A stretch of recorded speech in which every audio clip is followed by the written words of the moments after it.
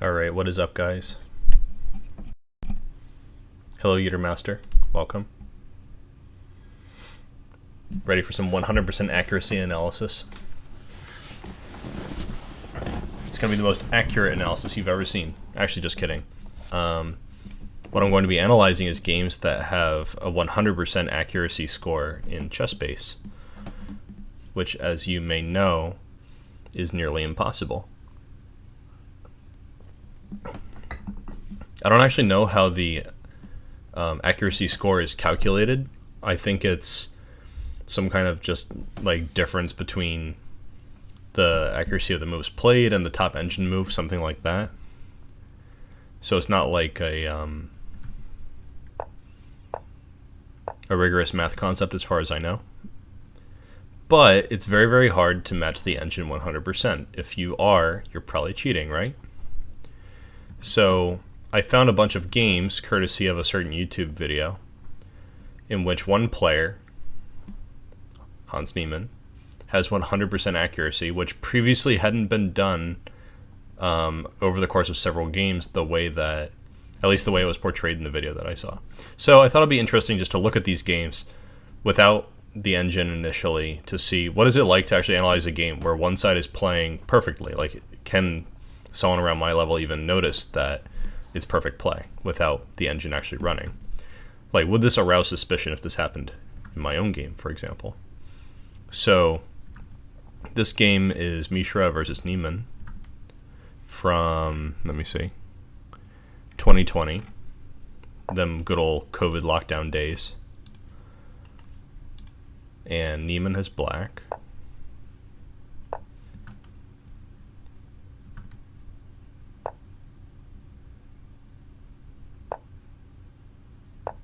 All the stuff with white is Coach Arun's prep, of course.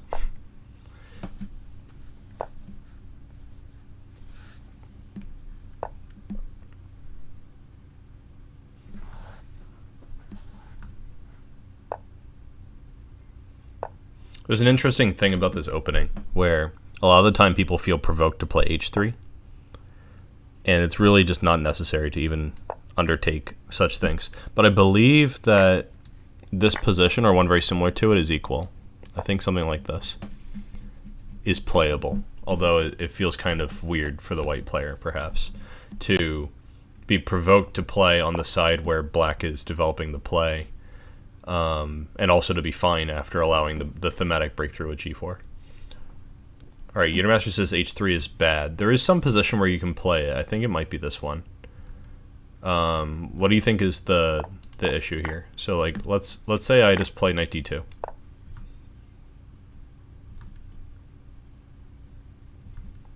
How bad is it really?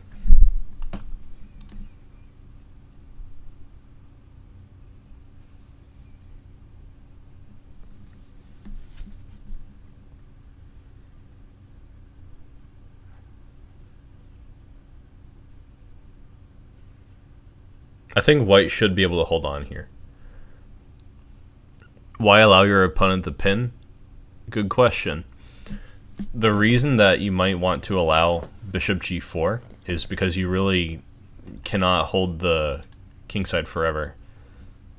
So you may as well, all luck based, welcome, hi.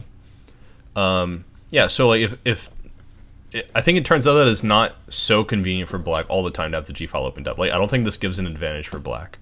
I might be wrong. Like, if I just flip on the Stockfish 14 blah blah right here, it says black is better by about a pawn after queen d7.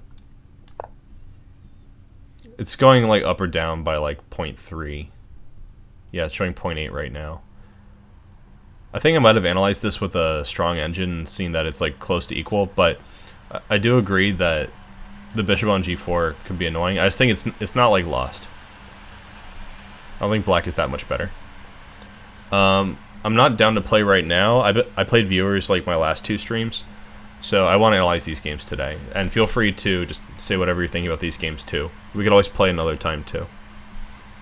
Yeah, Yeeter Master, I remember you were preparing Italian, and we were talking about this a little bit.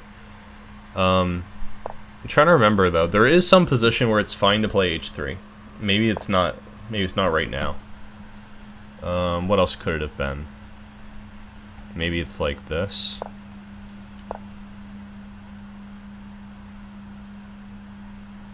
And here we castle into it. I think this is fine. Because there's some... Well, here I think there's knight takes e4. Let's check this with the engine real quick. Equal after knight g6. I think this is what I was trying to remember. This is the funky deal.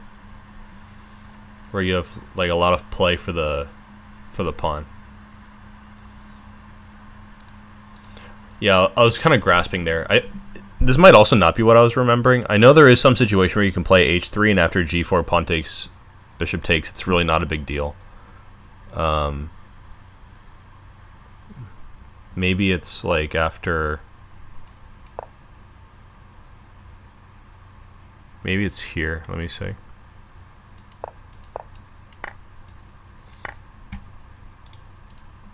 Check with the engine real quick. d4, it says black is better. Yeah, I don't know. I'll probably have to check my notes to see like what the deal is. I think there's an exception to the rule. This is a very tricky thing with like g4 and all. Yeah, so Utermaster says that he thinks it gives unnecessary chances when you play h3, allowing g4.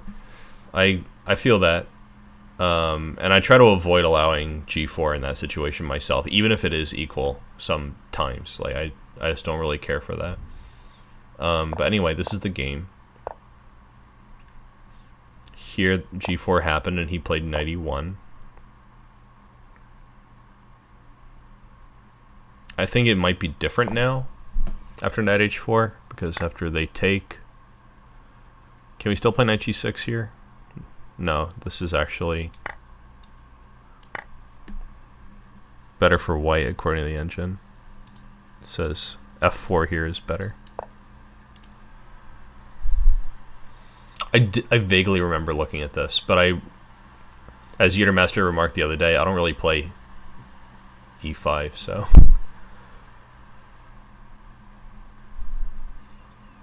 Alright, Utermaster says a game where Fabiano played bishop c5 and knight g4. Is that in this line? Maybe if I just look at like popular games from this position. Who are the top players here? Fabiano playing black here, right? Oh, Fabi. Where's your opening? Oh, here's Caruana playing white with knight d2. He probably plays both sides of this.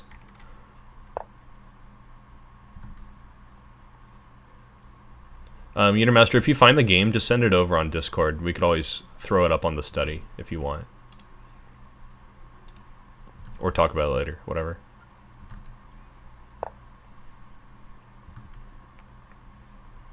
I remember a game where Nakamura allowed bishop c5 and knight g4 and got a like shaky position and lost against a much lower player. Well, you can play d6 early in these positions. Like, this is also a position that you might want. You might recall that the Philidor defense is, like, barely bad. You know, like, it's kind of bad, but not by much. So this, you could think of it as maybe, like, a favorable kind of Philidor. Anyway, knight e1 is a totally normal move here. I was just curious about this. And this move doesn't work. So I'm wondering why not knight h4 still, actually. Maybe they'll open the center right away, or maybe they'll play bishop e7. I don't know, has this been played before? No games, so it's probably something here. No, the computer just says white's like kind of better after bishop e7. Interesting. So maybe this is a move. Knight h4 could be. Anyway, knight e1 was his choice.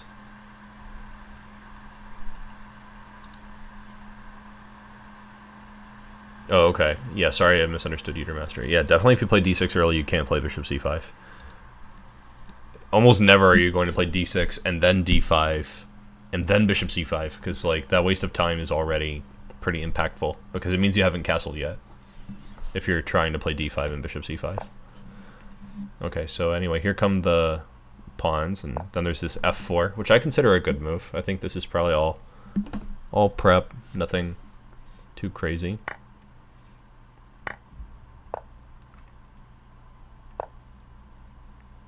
So black has some extra development, which can be kind of uncomfortable, potentially. But at the same time, when black goes all in on the king side with this h6 and g5 and g4 and so on, they are neglecting their castling. That's one thing. And also the black pieces are a little bit strangely coordinated if an attack doesn't appear, in my opinion.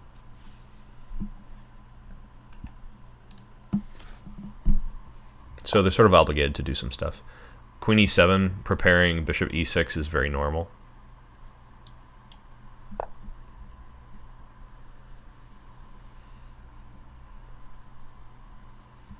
This bishop's not being used, so we trade it, I guess.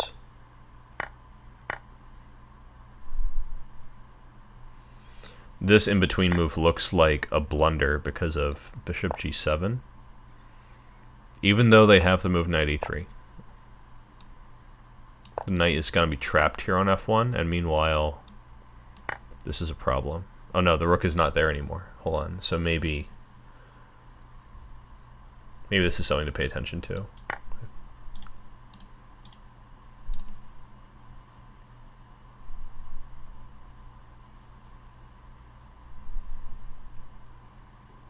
Yeah, I think that knight is done for. That's probably how this is going to go down.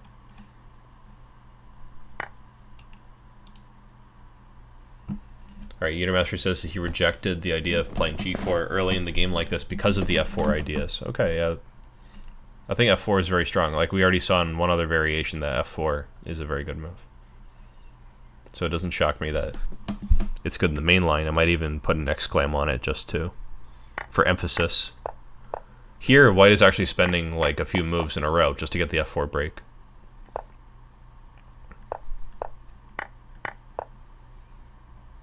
It's funny how white like goes and trades this dark bishop and then comes back. So probably still in prep.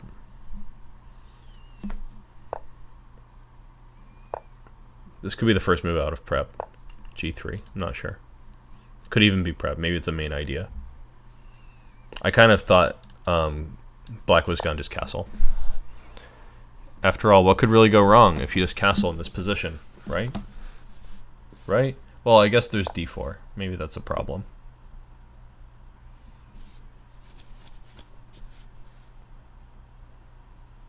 And the knight on e1 is doing a good job preventing this knight from coming in, although I don't think he really wants to go here anyway.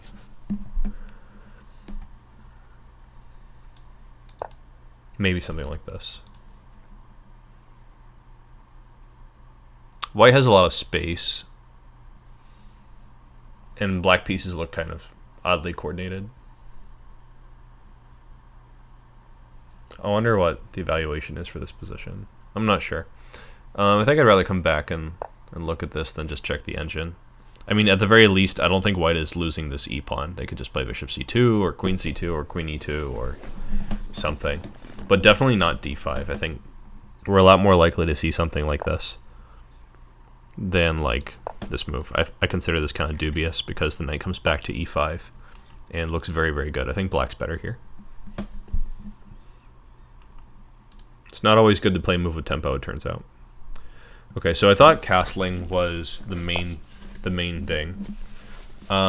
If that position turns out to be bad, it would make sense then that g3 is the move, because this means we can react to a move like d4 with knight g4.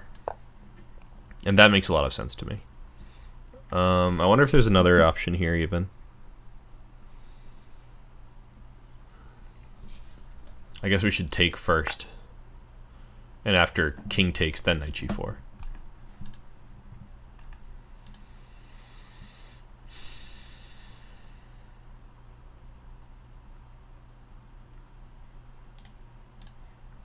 So maybe they would go here. But either way, like, we're getting knight g4.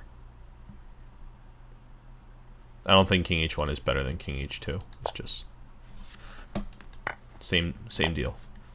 Okay, so So G3 has a point. H3 probably is just directed against that idea.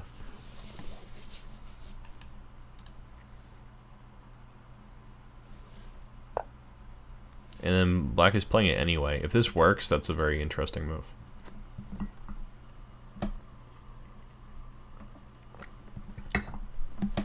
Let me make this move panel look a little bit better.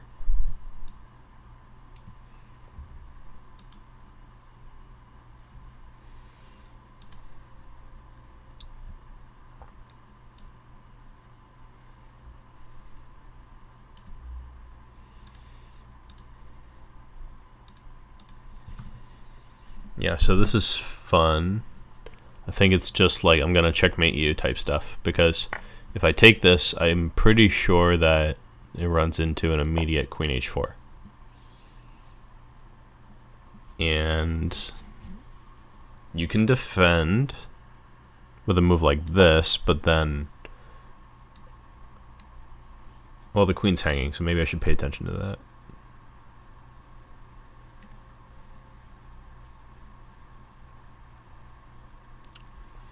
Maybe it's stronger to just take this with a pawn, and we don't really care like what they do here, because there's this thematic blow, bloche, all done. So maybe that's just it. Like, this is a blunder because they can just take it right back. I wonder if there's a forced win. No, it just says hg4 is best by test. So queen e2. Queen e2 is a normal looking move. I don't know if there's really a lot of... This all seems pretty forcing so far. It could even still be prep, I don't know.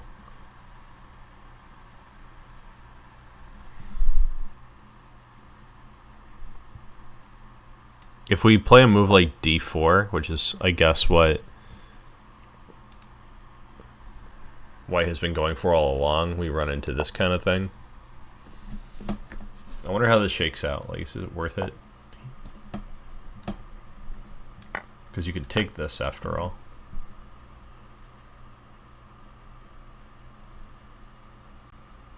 Maybe the knight is actually good on h2. That'd be kind of weird. But I think I'd rather just get rid of it.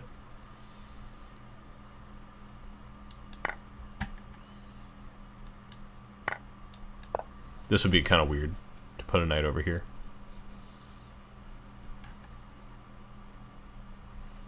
So queen e2. And then the knight willingly goes to h2. Interesting.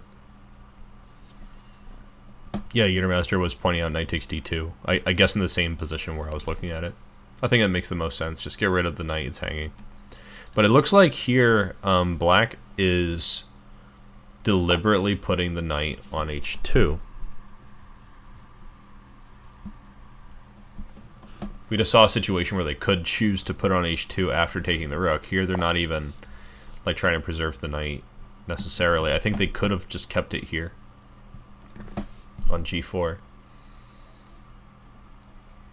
After all, like, what's really going to happen here, right? Like, let's say I just do this and they take it. I think this is still like more or less losing, because the d rook could go to h8 or rook h1 and queen h4 is happening. Just as a sample, you know, like, let's say that they are like, okay, haha, that was funny, stop trying to checkmate me. I think we would just double down on the idea. And here there's no way to stop mate on the move. You know, like, for example. Silly example, just an example. So I still think that this would be a blunder. So, like, why are they putting the knight on h2? Samuel Hookman.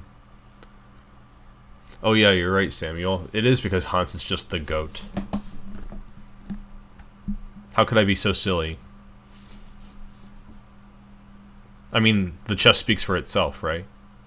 I feel like we're never going to live down that one-liner as a community. We're all just going to be saying it, like, in various situations. We go to Starbucks, to make an order, and then they're like, hey, how can I help you? And you're like, I mean, the order speaks for itself, and then just walk away. They're just like confused as you fade into the distance for like 45 seconds. Anyway, so this move is pretty interesting now, H2.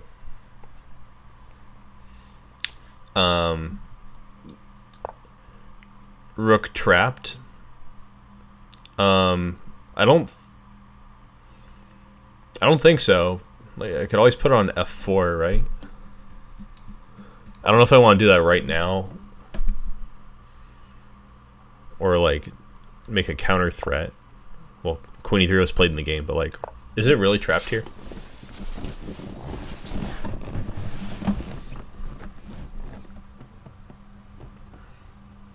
What are these memes and tomfoolery? Like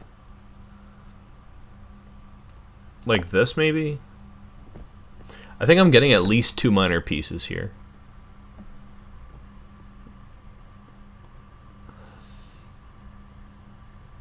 Like, yeah, I could just take this.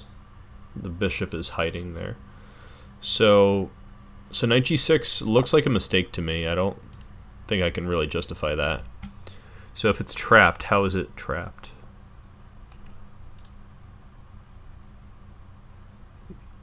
Yeah, I'm not sure it really is. It does look precariously perched, but maybe not trapped.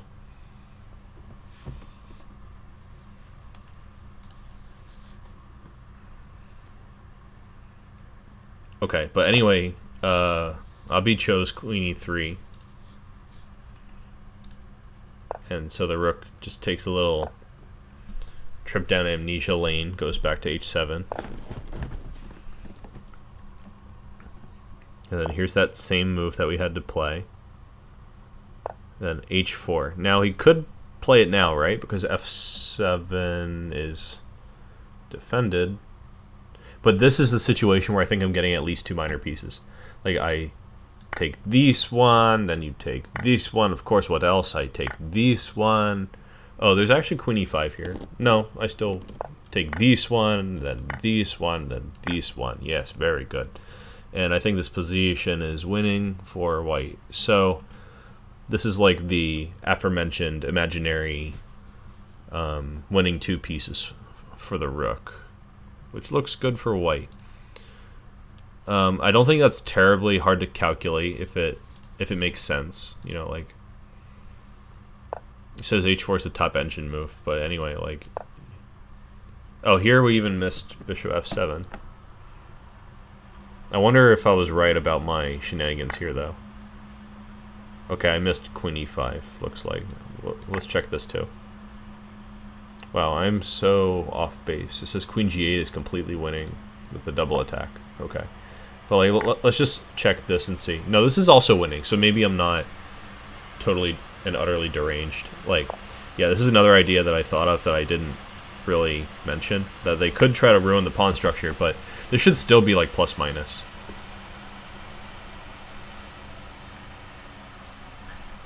So, I guess there are some hidden morsels here. But it's mostly like, I don't know, there's several good moves for white. I'm sure that a decent player will spot them. I wasn't even looking very hard, and I think I found a reasonable line. So nothing suspicious about not playing knight g6. But here's h4. Interesting move. The knight is like entombed forever on h2.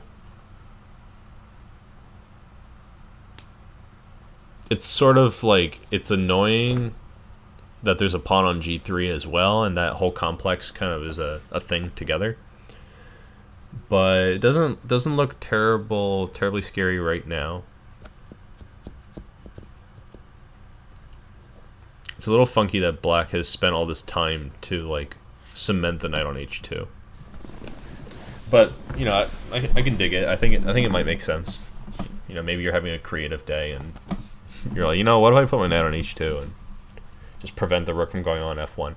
Because like what we were saying earlier in this opening, f4 is one of those big ideas for white. They get a lot of pressure on the f file. So if you can control the square f1 in particular, maybe it hampers white's ability to build up long-term pressure on the F file. A sample line where F4 is super good is this one, where instead of playing knight e1 like in the game, white played knight h4, and then black goes for this thematic thingy where they sack their knight and we take it, and then they're like, oh no, I lost a pawn, but really it's like white is on the warpath, and you can see like nothing is really going to stop this capture, and then maybe some attack on f7. Maybe just for sake of argument, we could look at this move.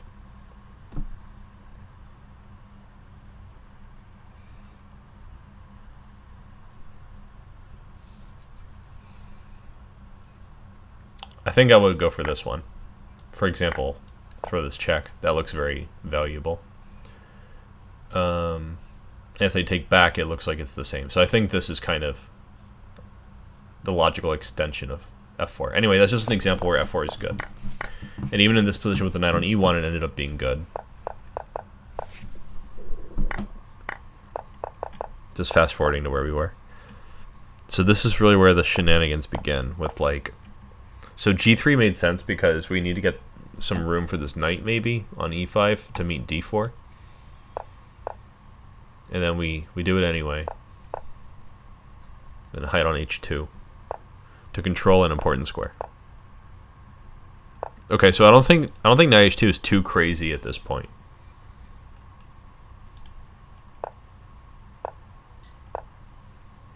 Is this an exchange sack? Like why?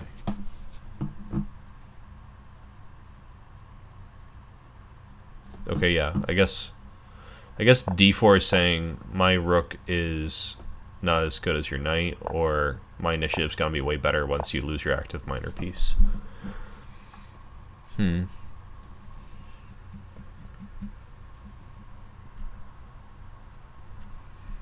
I guess there's not really any reasonable effort to be made in terms of saving this rook.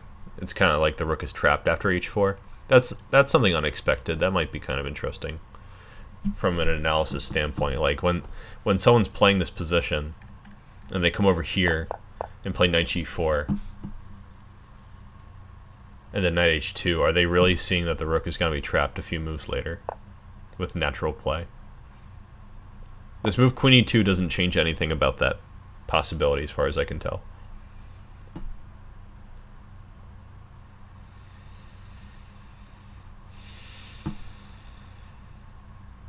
Knight h2 could have been prevented maybe like this.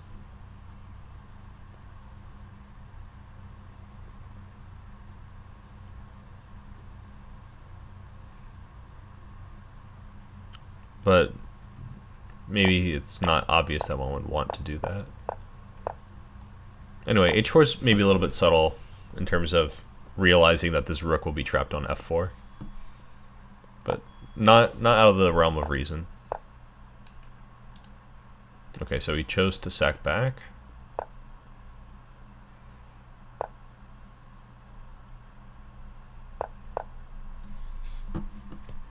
Kind of saying, I'm going to be down in exchange, but your knight on h2 is useless.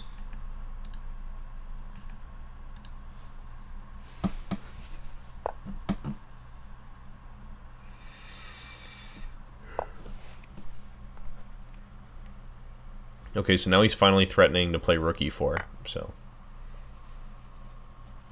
in fact, I think if they took here, we'd probably see rook e4.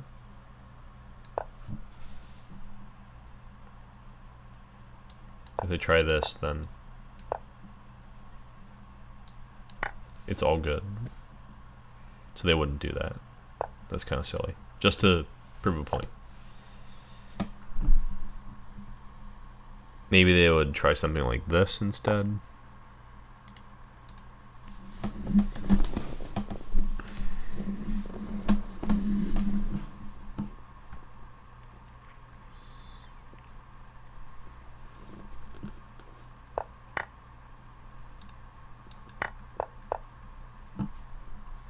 This might be more play for white than they otherwise could have dreamed of for that rook. The knight on e5 is pretty strong, so that makes sense to me. Maybe this is what is forcing them more or less to take on f4 at this point.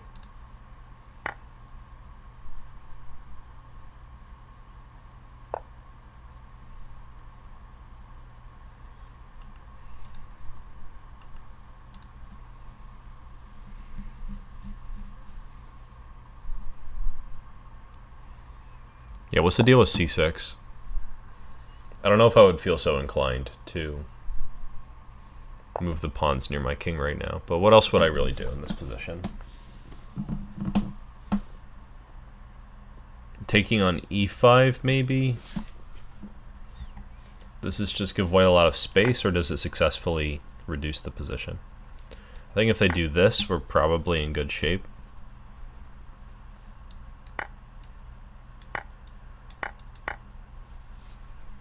This looks pretty good.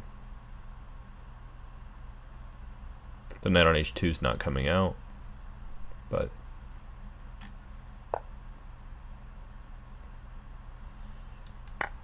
so I'm still not sure about this move.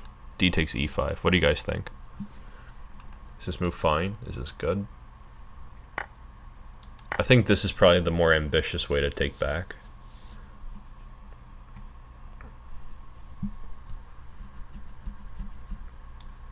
Hitting this.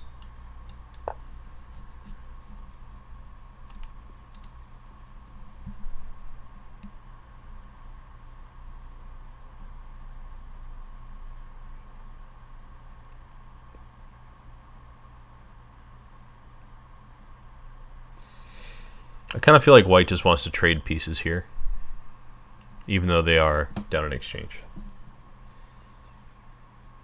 Just to highlight that this knight looks kind of dumb. But at the same time, as we go closer to the endgame, we're going to want to bring the king out. And this knight is actually preventing that. So I'm actually not sure what white wants. This is an interesting concept, to put this knight on h2 and inconvenience them. But d takes e5 also looks very reasonable. I'm not sure why it would be c6 over d takes e5. Let's check the engine real quick. So we take, and it says white is better after... No, actually it says it's like going back and forth, like near equal. It says here knight d5. Okay, maybe this is the thing that might disturb them. Because that is a pretty good knight on d5. And it's heading to f6 maybe. And the fact that a7 is hanging now, as well as knight f6 in the air, might mean that white has compensation for the exchange.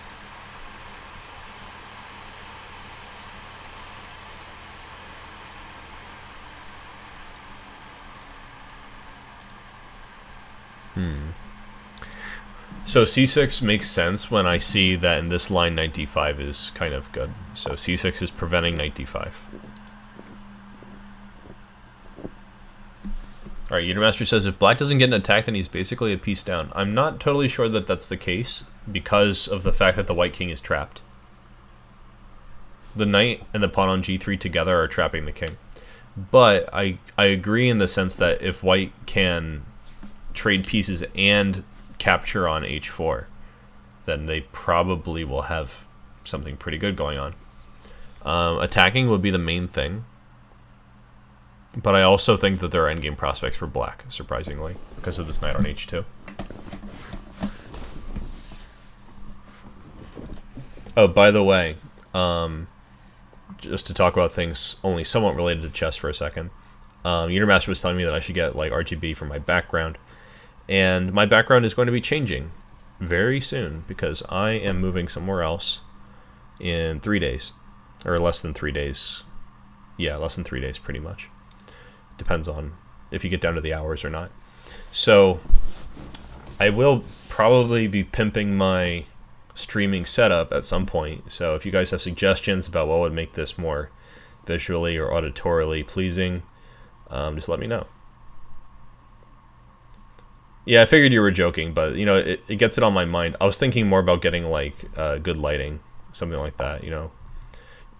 You might be aware that a lot of streamers have something set up in the background that just kind of diffuses white light kind of like a hotel bathroom, something like that. You might have noticed that the lighting's always good in the hotel bathroom.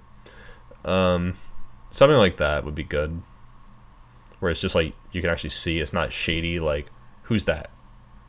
Oh, that's my shadow. See, I don't want you guys to see that. I think that might make it look a little bit more professional or something. Okay, so after c6, here comes knight c4. So would I be discouraged from playing c6 when I see this move? Because like knight d6 is coming in. I think this position actually looks pretty promising for white, because if they take here, we get knight d5 and knight f6. Looks good. So maybe we'll call this an interesting move. And after c6, also maybe an interesting move. It looks like white is also getting access to the d6 square, so it's actually quite similar, despite the difference in black's response. Like control of d5, I still come in on c4. If you take on e5, I do some other stuff too. So knight c4, d5 now, knight d6 is winning an exchange back.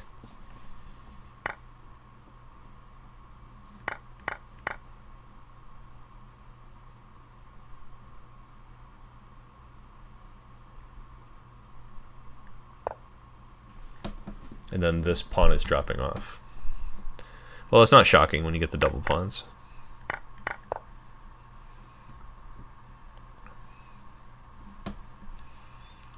But this doesn't look like the kind of position where I'm going to come around and win this h-pawn and also not get checkmated on the back rank, for example. Like, I would really like to be able to come around and do this so that I can eventually get rid of the g-pawn, so I can finally corral the knight on h2.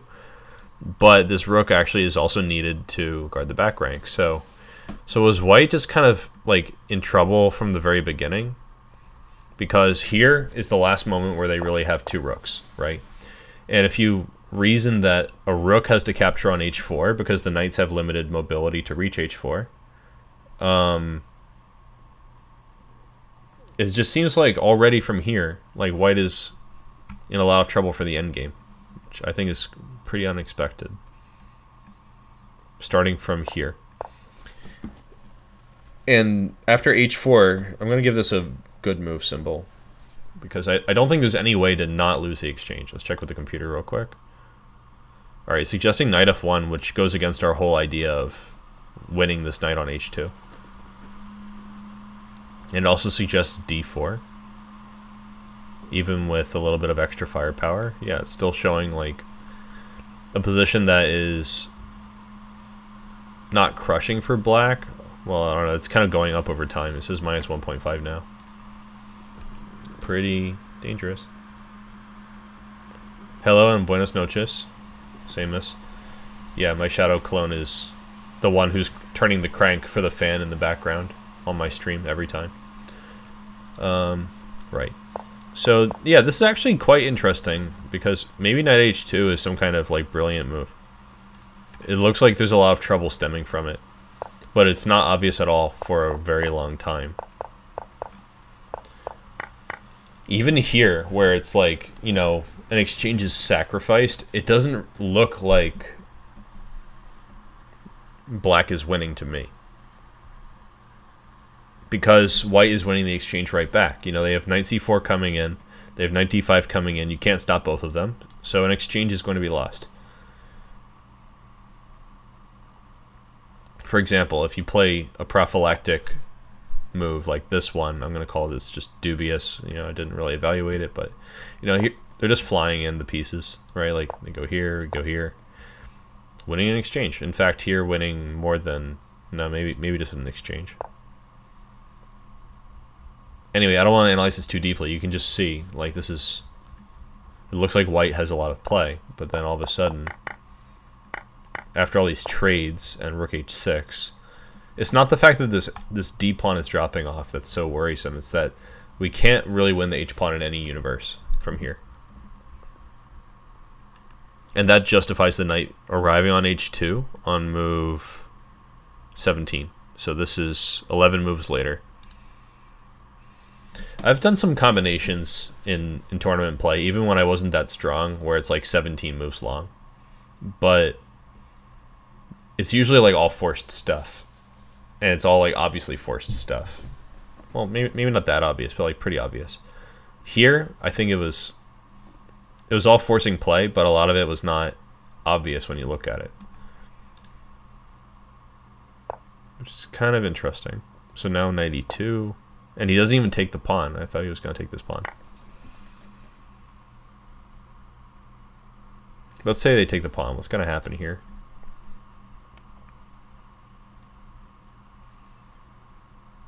There must be some reason not to. Oh, it's this move. Okay. So I think this is a mistake because we can finally take this pawn and trap the knight. Maybe they'll go here.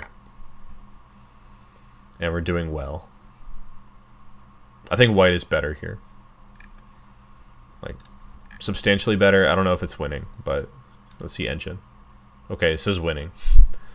I'm going to leave my evaluation in just because I don't know. I like to record sometimes my first assessment. So rook e6 is preventing knight g3 because the rook is hanging. So this is why. And now I would say that white is busted. I'm going to guess that this is minus plus. Because you're down a king, and the king is a very important piece. You're going to lose this d-pawn anyway.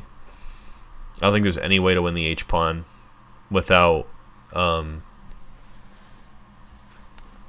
maybe it's actually not that bad to just trade knights at this point. You know, let's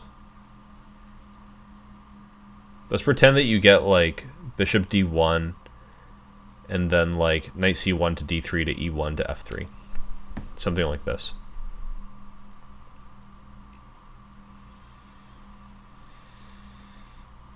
Then we trade. How would that endgame look? I think it's just a pawn down endgame. Oh, let me see if I can set it up just to demonstrate. You know, like maybe they'll play king d7. Maybe they'll just take it without thinking too hard. And maybe I'll play b6 because I don't want to see knight c5 for some reason. We go here. And maybe they'll make a bucket over here on the queen side, and then we do this, right? I'm going to take my shot. I bet this position is winning for black because of the extra pawn. And c5 is probably the best move. So we flip the engine on. It says bishop f5 is the best move, and it's massive advantage for black. Let's play a couple moves just for fun. The king finally gets out. I don't know, bishop e1 or bishop d3, whatever. I would probably go for this one. And if I go here, then bishop e4. I think the reason we provoke a3 is to eventually have an entry point for our king, if I had to guess.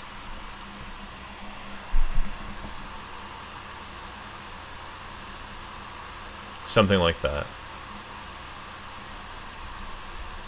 Okay, so here's bishop c2, directed against bishop f5. I'm going to exclaim bishop f5 in that variation just to highlight that this might have something to do with why bishop c2 was logical.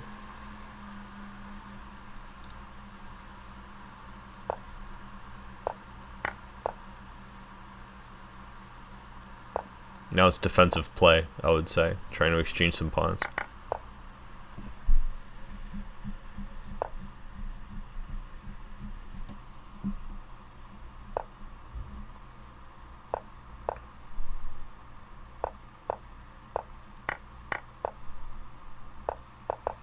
Now it's like white is playing with just a knight.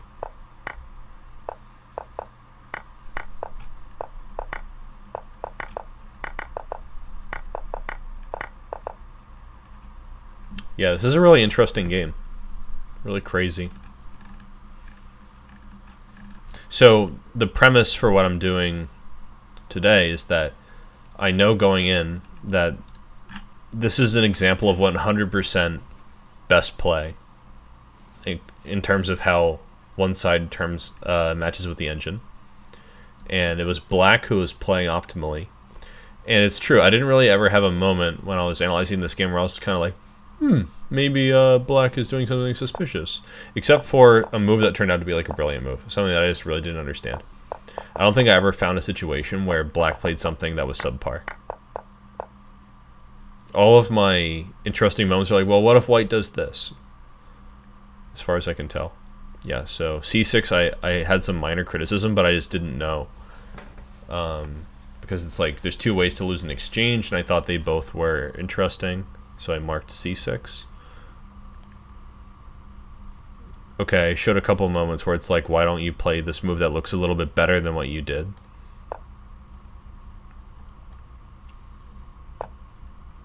Yeah, I mean, I guess it checks out. Even if I didn't know that this was a game that comes up as 100% accurate, I would probably feel some kind of suspicion after an analysis, even like this short kind of analysis. When I analyze my tournament games, I do much more thorough analysis than this, and it would probably come to light that there's reason to be suspicious. And I've had experiences like that before in my tournament games too. Often substantiated by weird things at the board. Of course, I didn't see this game live, so.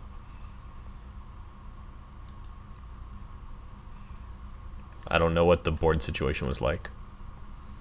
And now that there's such a, like, scandal going on with these games, it seems unlikely that I would be able to get, like, a straight testimony from anyone about any of these games. Alright, so this game I don't really know who he's playing. I'm going to stick with people that I kind of know. So this one's against Christopher Yu. And Hans has black again.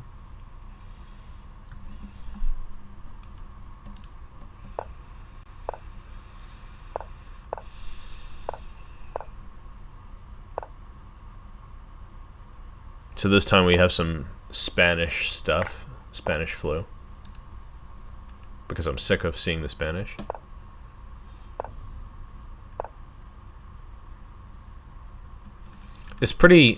It's relatively uncommon for white to play d4 like this. Usually people are castling, I believe. But I could also just be in the wrong because, you know, as previously stated, I don't know the e5 theory that well. I think here, this is a pretty typical thing. This is our Spanish type deal. I think this is a line where the best move is like knight d4. Just give it back. Be a nice person. I think this is how it goes. Let me check. Has this position been played? Yeah, many times. So I think I remember my theory here this time. I remember d5 being a good move and equalizing. Okay, but I think it's more common to play like this for the Berlin endgame, like this.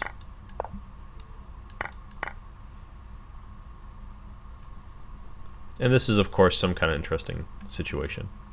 So this, I think, is a little bit more common. And I think there's also d3 as an anti-Berlin system.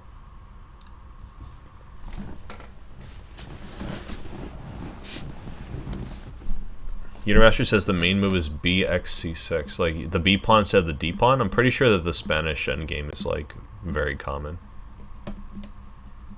and that's d takes. So are you sure about that? The situation with d5 that I was talking about is in this line where the knight gets trapped and then they have to give it back.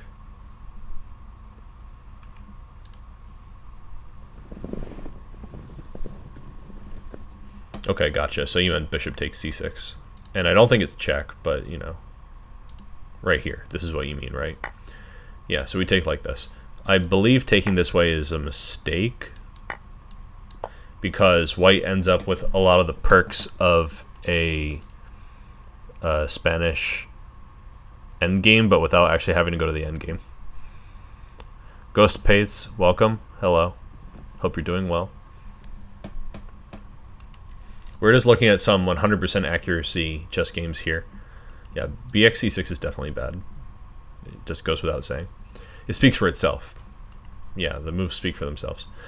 Spanish endgame, we were just talking about it briefly, thinking about like alternative moves here. Because in this game they play d4, which I have to say is a move that I have not studied whatsoever. Sorry, Argentino? Bueno. I'm not very comfortable with Spanish, but I understand a lot. So if you lapse into Spanish, I will still read your comments. But please don't ask me to speak Spanish. It embarrasses me because last time I spoke Spanish regularly was when I was a kid. And it was such a long time ago. So I would speak like a child probably.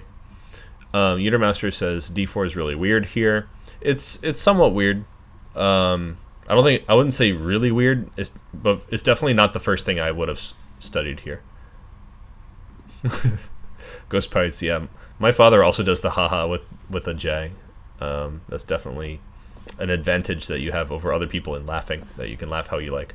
So, d4, I guess we're gonna just get into it. Oh, there's also d3. This is what I was getting at for a moment. I think people play this similar to the like Morphe Spanish. I think they might play d6 here, with the idea of eventually kicking this bishop. Well, this is actually more like the Steinitz Spanish. I'm really not sure, so I'm going to just flip open this opening book real quick. Bishop c5. So more like Arkhangelsk. Yes, Amos, that's true. I'm most comfortable with a couple other languages. Anyway, I don't want to get into like why I don't speak Spanish anymore.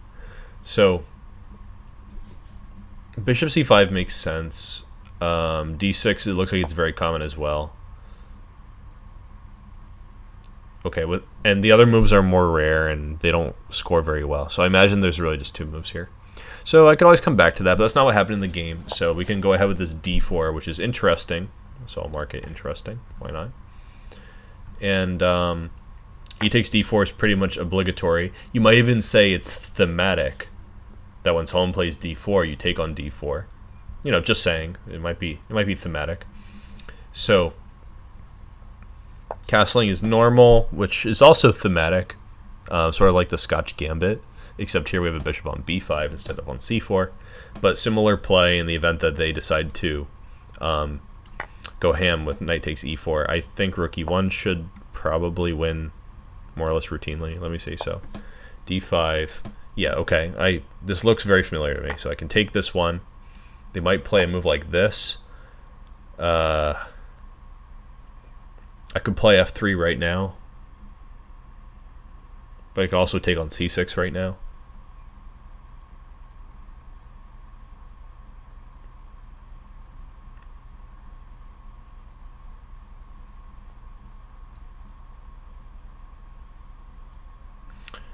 I wonder about this one.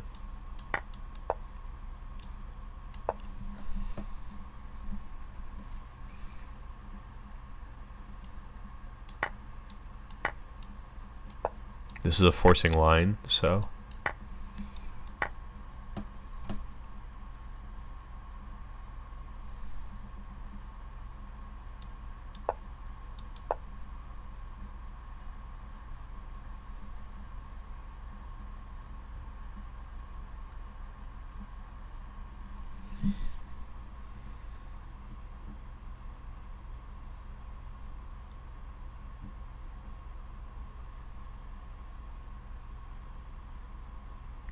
I think this is losing. I think this is a bad version of this. Yeah, this is losing. Okay. But forcing line, so nothing wrong with really looking at it. I think this is probably a bad scenario. So I'd be more inclined maybe to look at f3. I just want to check and see if this was really the main line here. Oh, actually, it says white is better here, but with king f1. Got it. That makes more sense.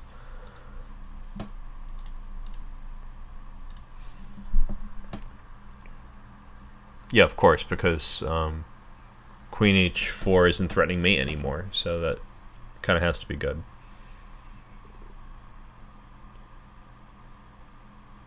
Okay, I kind of feel that. So f3 is... I wonder if f3 is also winning. Let me see. Nope, it says castling. And black's better. Interesting position. little theory situation going on here. So this is all from like d4, and they play knight e4. We play rook e1, d5. This is probably winning for white. Yeah, knight d4. If they don't have like tactical memes on f2, then it's probably just winning. All right, so Yeatermaster was suggesting a line. Yeah, Ghost Pates, feel free to write in whatever language you want, Spanish or English or German. If you do French or Italian, I will do my best, but no promises. All right, so Yeatermaster says e4, e5, knight f3, knight c6, bishop b5, knight f6, d3, bishop c5, castle, knight d4, bishop c4, d5. Okay, so we can take a look at that real quick.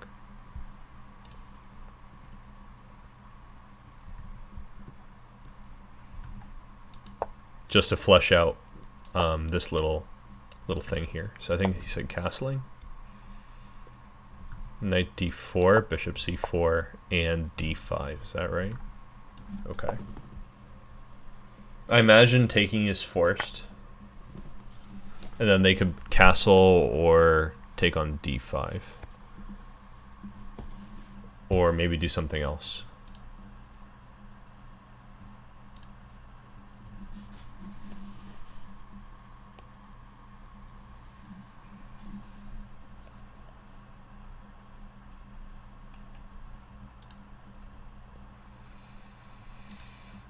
This position says no game has been found.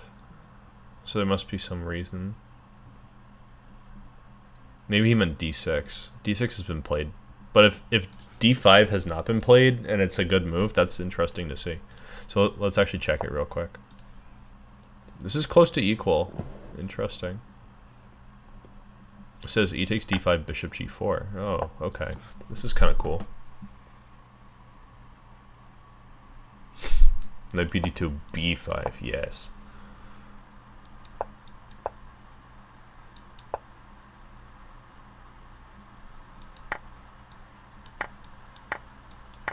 Bad pawn structure. You know, I like this. This looks like a lot of counterplay.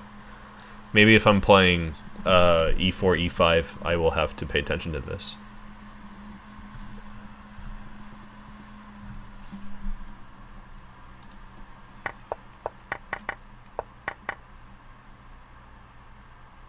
So that was in d3, bishop c5. And black is initiating the interesting complications with knight d4. Okay. And d5, which could be like a novelty. I mean, it's not, I'm sure it's not a novelty. It's probably been played in correspondence and stuff, but at the very least, Light Chess doesn't have it in their Masters database, which is behind. So it could be just fresh. So that's fun. So d4 is also something that might be fresh in the Spanish. I think ed4 makes the most sense. Nothing crazy about that. And here we were just looking at knight takes e4, which we determined was a mistake. That's where all the flurry of tactics occurred. a6, bishop a4, d6. Kind of reminiscent of Steinitz variation of Spanish, I think. The Steinitz variation is like, no, with d6, right. This one's the Morphy variation. I think this one's the Steinitz variation. And we'll sometimes see some good memes like this.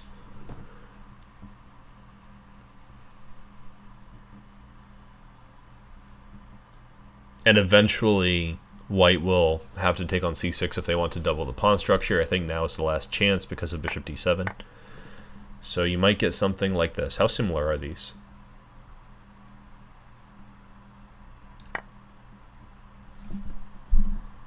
Maybe we could look at it with, with knight takes d4 for comparison.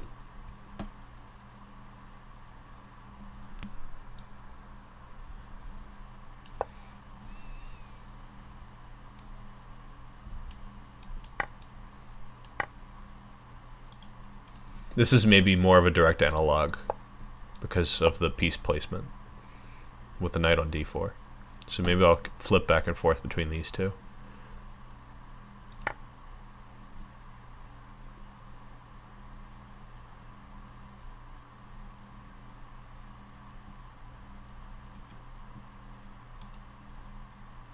Okay, so the difference between these two positions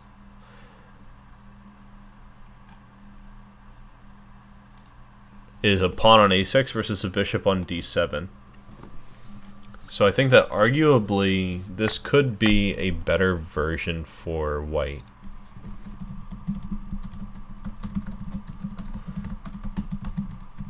I don't think the inclusion of the move pawn a6 is very beneficial for black.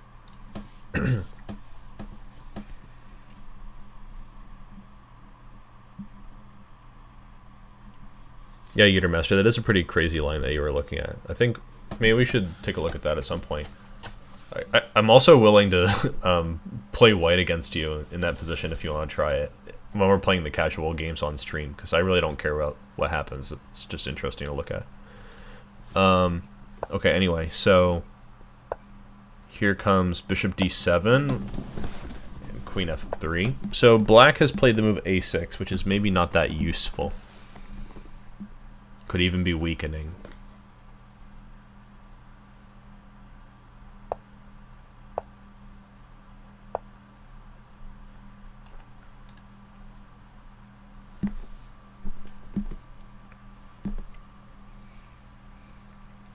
Utermaster says that the line that he mentioned with d5 is one reason that he doesn't go for this anti-Berlin.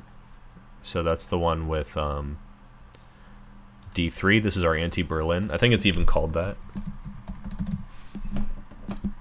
And that this line with a quick d5 looks very nice. Is discouraging. I mean, that makes sense. A lot of these anti-systems where they're just saying, like, no, I don't want you to do the opening that you want. Man. They're not really, like, making a stand for themselves, so they run the risk of becoming passive.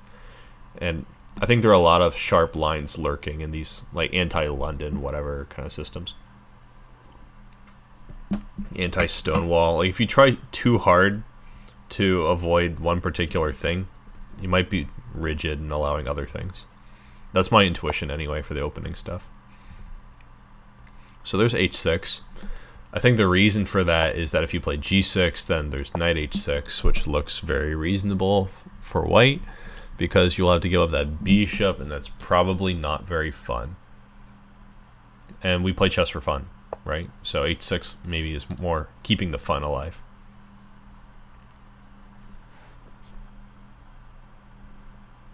Utermaster says he found a game with the variation that he should have played in 1968, a draw between randos. That doesn't really shock me. A lot of stuff has been played. A lot of really good stuff, actually. I don't really play my prep. Some of my, at least not on stream. And I barely play in real life at this point anyway, because I'm busy. But, you know, there are some secret things that have already been done, but it's just so obscure that it's still very tenable. There's a lot of good stuff hiding there. The funny thing is just that these things haven't been played at all. Considering how vast chess is, like, people do just find these ideas. He says the guy played queen d6 instead of bishop g4. Oh, that's not even that close. So you're still kind of in the clear for this idea. Queen d6. I wonder if that's worth considering. Anyway, ended in a draw, right? If you want, you can post the game in the Discord. We could, like, take a look at it at some point.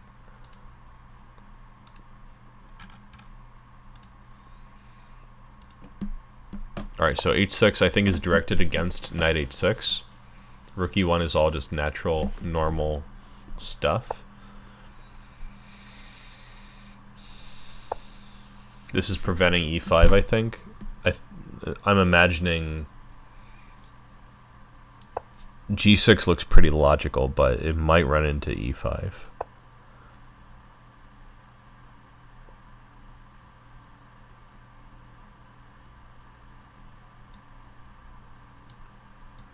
Like, if you do this, I do this, and it looks somewhat troubling.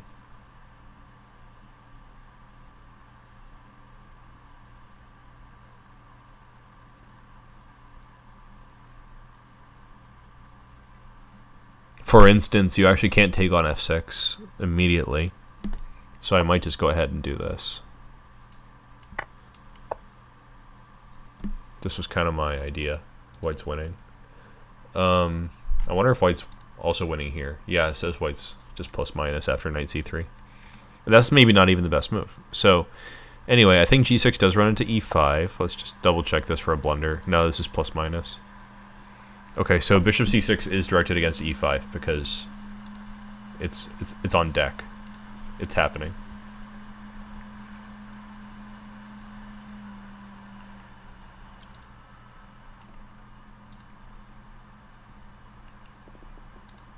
You know, Yeatermaster, when you play daily chess games on live chess, you're allowed to look at opening books. Did you know that?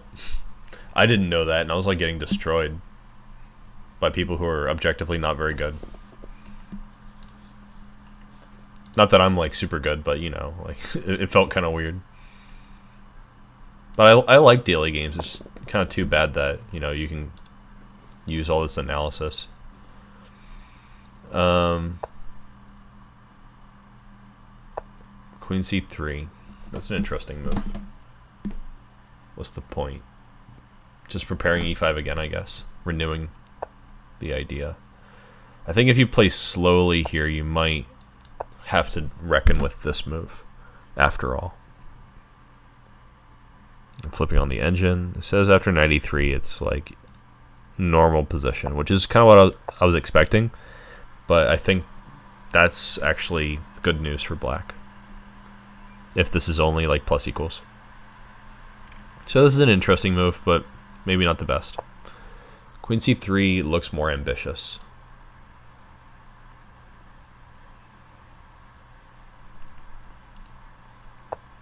Queen d7. Can we play e5 here?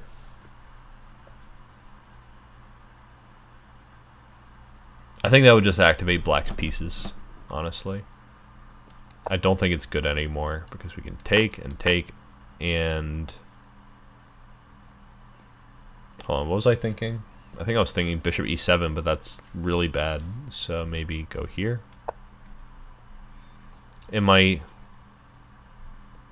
expectation here is that there should be some tactical memes occurring. I wonder if they can take this and make a knight. This is all like a race to the bar, more or less, but I think this position might be better for black. It is. It's winning for black after queen h3. Okay, so maybe they don't have to play g3. No, this is just winning. Okay, this is kind of fun. So maybe this is an idea. Preventing e5. Yeah, okay, this is true. So I don't think my line is like the main line, but the evaluation's right. The idea is right. I think this is right. Okay, so queen d7 actually prevents it. And now we have f3.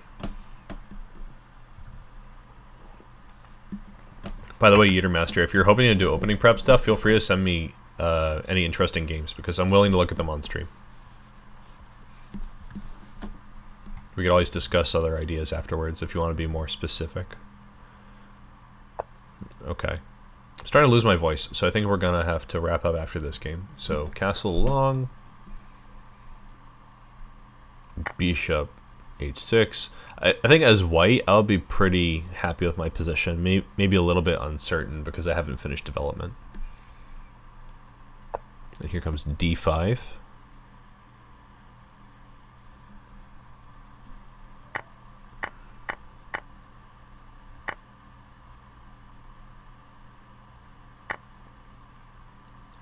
Now it looks like black is better. I think probably if you have to play bishop h6, you're in some trouble. I think maybe queen c3 was a bad move. I'm going to mark this as dubious. I mean, maybe this is theory, I just don't know. No, it's only been played one time. It looks like the most commonly played move here is bishop takes f5, which allows ef5. And white has never lost a game, as far as I can tell, in this position. Like, we have this Karyakin versus Heronian game, which I'll cite. Interesting. So actually, maybe they're out of theory by now, and maybe Yu is on his own. Yeah, Yeatermaster, I do think you told me that. I was just bringing it up generally for like the people who are in the chat. Yeah, no engine analysis allowed. But here's a funny thing. So people have been talking a lot about cheating and so on and detection of engine analysis, but we're at the point now where it's been several years since engines were extremely good, and people are preparing constantly at home with engines. So how long is it going to be before people are just playing exactly like the engine in a majority of situations?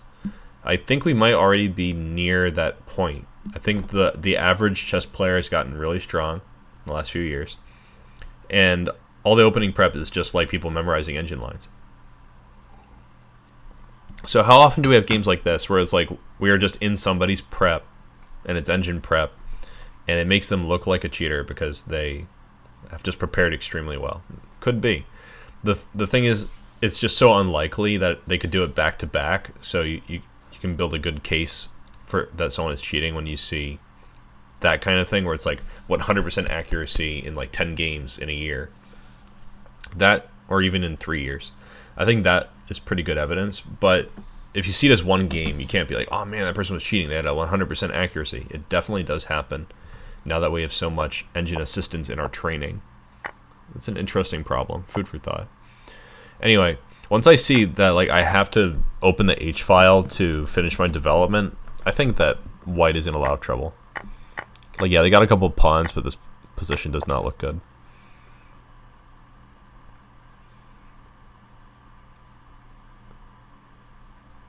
Even if they traded queens, for example, like this, I'd be very skeptical of my position because this pawn on g2 holding the king in, I don't think it's going to fall that easily. It's just like a monstrous pawn. So hard to really work your way out of this one. a4 is really desperate, like just trying to get the knight in, I think. Why not something more straightforward like this? Maybe they're just cursed, like maybe this is happening.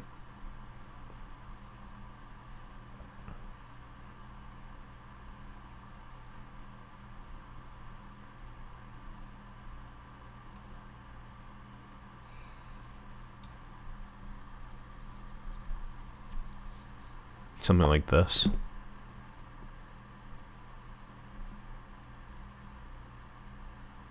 I don't know what's going on here. Yeah, queen g4 is winning. It says it leads to mate, which is nice for black. Okay, so I think this is why they didn't do that. But doesn't a4 also allow rook h2? Yeah, that was played in the game.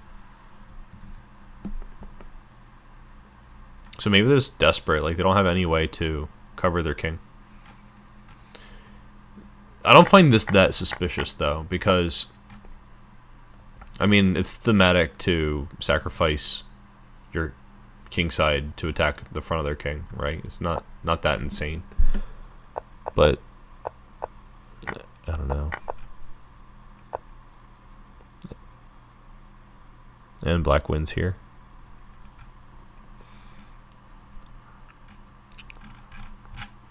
Again, a game where I don't have any criticism whatsoever for black.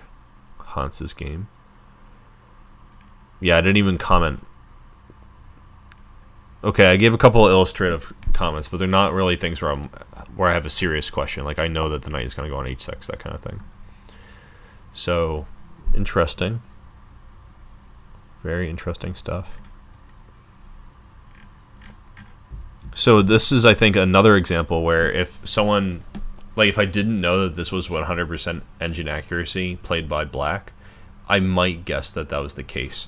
But it's also such a short game at only 22 moves that it's conceivable that the first half is opening prep, like maybe up to here. Like maybe he prepared this part, which is just 11 moves of opening theory in a position that's like pretty easy to get. I don't think it's that crazy. And maybe, you know, after queen c3, he looked at a couple moves here, and this was one of them, and he found this idea to castle long and just figure out the rest. I don't think it's so crazy to be like super accurate from this point onwards. Not that I would play it perfectly, but I think once you get this d5 break in, you're sort of like smooth sailing. At least in in a game between equally matched players.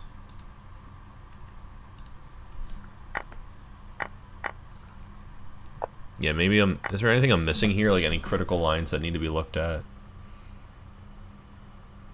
Maybe like if they play this.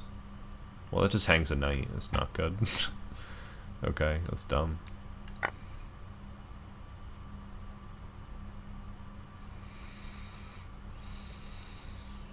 Maybe if they play like bishop g5. I don't know. I mean, nothing looks really more interesting than this. Because the reason I'm considering moves like bishop g5 at all is because my bishop's hanging. I want to resolve that problem. And exchanging it and winning a pawn in the process seems very reasonable. But I also already don't like this position.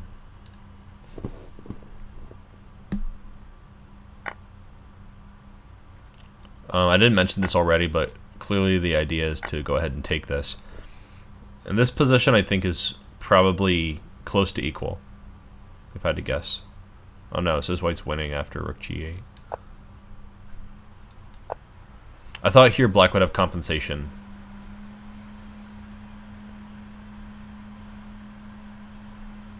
Well, the evaluation's coming down a little bit, but not much.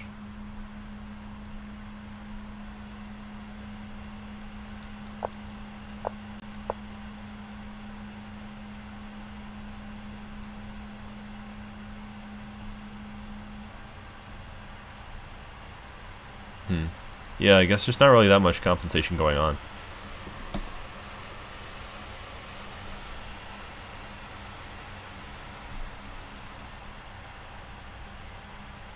Peter Master says he didn't capitalize on the opening book in daily games. I mean, I never use the opening book in daily games either. I think that's just kind of cheating yourself, because like, what's the point if you can just open the opening book, right? I actually only recently realized that you could do that. I thought it was like a glitch. But if you want to play with like books and engines and stuff, just go on ICCF. Like I don't see why we should have a feature that's so close but not quite to what they do on the correspondence chess servers on a server like Lightchess or chess.com. I first learned how to play in daily chess on chess.com when chess.com was kind of new. Like it had been out for like maybe 3 years or something. Still pretty small and ratchet. Like whenever it was your move, like the name of the bar in your like web browser would flash your move by just changing the text to like all underscores and then the words your move and then all underscores again.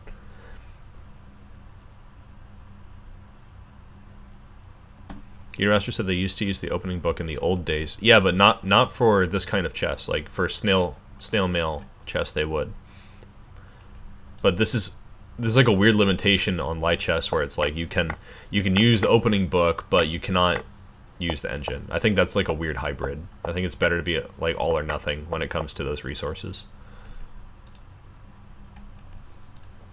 Okay, this game maybe not too crazy.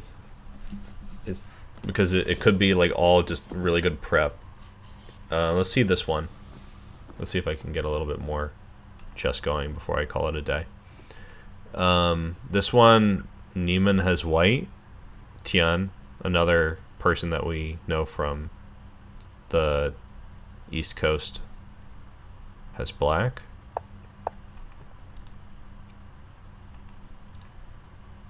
I have a plus score against Eddie, but he has gotten a lot better recently. Okay, so this is our first game where we're seeing Hans with white. And this is, I guess, Catalan, another opening I don't know very well. This is one of those. It sort of feels like an anti-Nimzo situation. I think the anti-Nimzo in my mind is like this. I think they do this one as a waiting move, and then they block like this. I think this is some kind of anti-Nimzo deal. Yeah, that's right. And then they'll try their b6 stuff, and then maybe g3 would transpose. I don't know. a3 is more common, but you know, there's also g3. Let's see what happened in the game.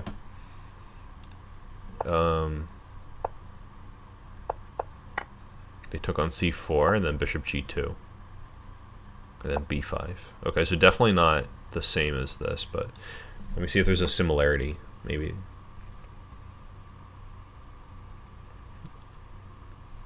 Maybe d5 now. People are playing queen a4 check, knight c6, and a3. A couple games have played g3 though, and some of them took on c4 and played b5. So this is actually an exact transposition.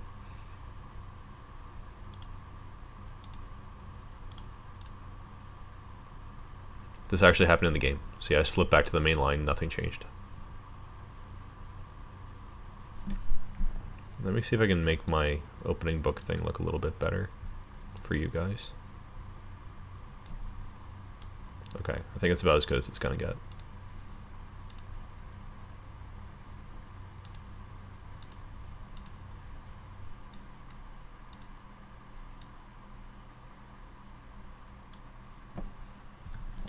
Okay, so this is possible from other lines. Nimzo, if I got the name of that opening right.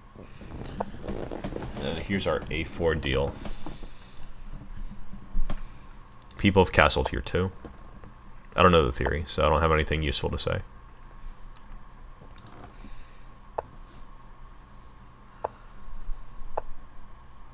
This looks like something I've seen before though.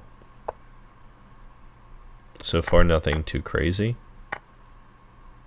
Snatching a free pawn. I think this is something that might be known as not very good. Let me see if this is an opening stuff.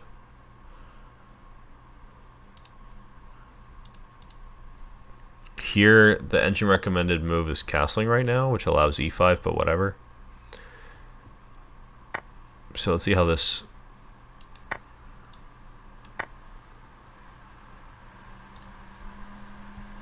Yeah, I feel like this is an opening trap. I'm not sure about this one.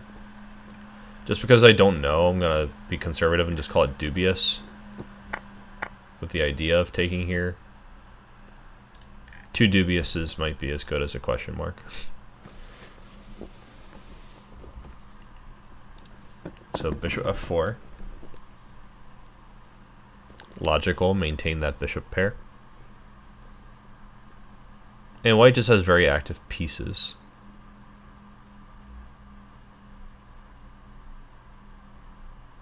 At the price of 2 pawns. One of which is not a very healthy pawn.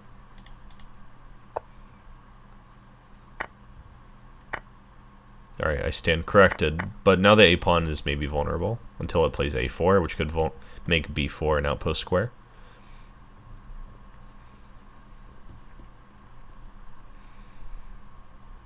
I think the thematic move is d5, and that was played in the game.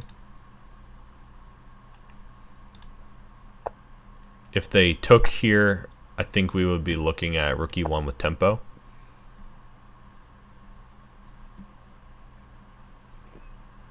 I was thinking this,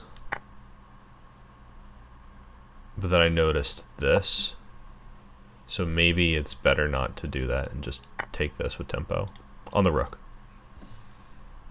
In fact, this is a double attack. Maybe knight b7, a very awkward move is forced. Something like this. I think this is probably just a mistake. I'm not going to really look at it anymore. So rook a6. Protectoroni on d6. A little bit odd to me, but I guess if you castle, you run into this. Where you're giving back at least 1 pawn. And your development is not good. So I think this makes sense. Could be some theory. But this is the only game in the Light Chess database, which hasn't been updated, admittedly.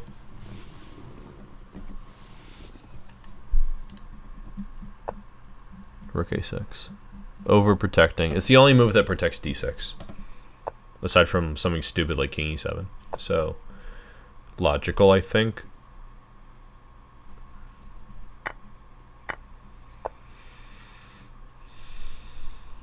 here I would probably just castle, but this runs into maybe this move.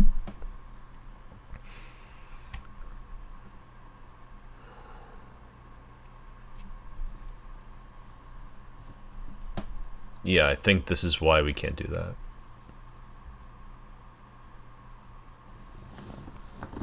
Okay, so this is escaping a pin. That makes a lot of sense.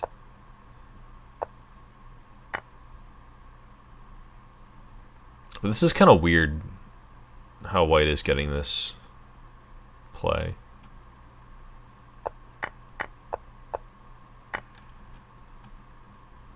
Well, no, actually it's not that weird because they invested all this time to capture on e4.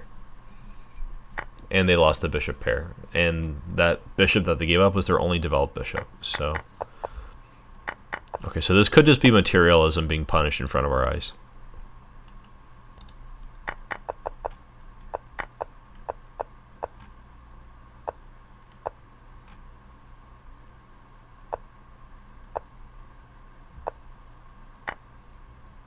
This is just a bad position for black.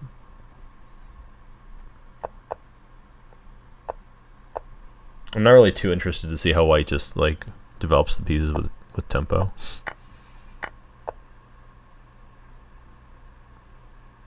Is that a free pawn? I was gonna say we could take on d7, but then that's a double attack right here.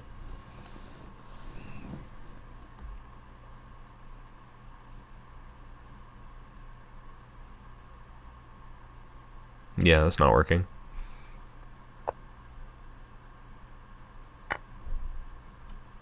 That's sad. Oh, but wait, their king is... Everything's under attack. So, why can't they move this queen? Let's say I take this. Maybe this check. Here's an example. I think that just says it all. Probably I mean, it speaks for itself. They probably cannot take on b5. I thought it was a free pawn. Because, like, this is hanging a little bit. It's actually way worse than any of that.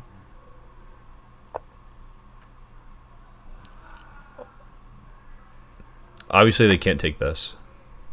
Because that lets them off the hook. So this move makes sense. And they're going to lose the house. So yeah, another example where I really can't criticize at all white's moves.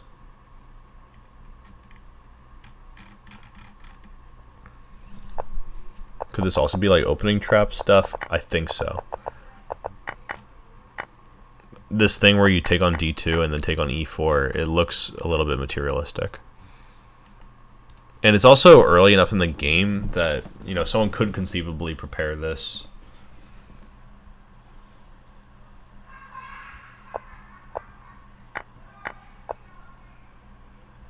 d5 is the star move, opening the position with greater piece activity.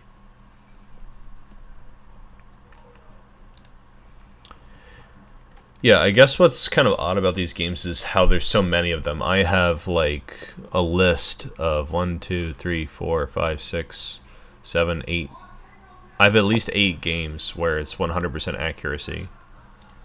And this is not even all of them. I know there's several more, and they're all from like 2019 to now. So this is kind of unusual. I kind of have to agree.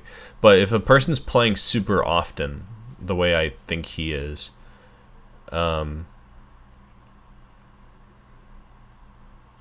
why is it so outlandish that they could have several successful opening traps and then convert to a win over and over again? I guess I'm not sold just on the fact that it's like 100% accuracy, that there's something suspicious about these games, at least the ones that I've picked. At the same time, if you were playing against an engine or something, you probably would get a lost position out of the opening, so opening traps would be more likely to occur, even against players who normally don't step in such things. It's a hard question to answer, that kind of analysis. Well, I think I will turn in for now. It's been great having you guys here with me while I do my game analysis. And yeah, good luck with your chess. If you guys are lurking and you want to join the Discord, feel free to do that. Here's a button that you can click to join the Discord if you haven't already. And yeah, look forward to seeing you guys some more for more chess. I will be back at it probably like, I don't know, tomorrow. Oh no, tomorrow is... Oh right, I forgot, I'm moving. So I have a lot of stuff going on. So probably in the weekend or early next week I'll be streaming again. Till then, I have a few uploads scheduled, so you guys can check out those short, instructive chess moments until we go live again. Alright, thanks. Take care, everyone.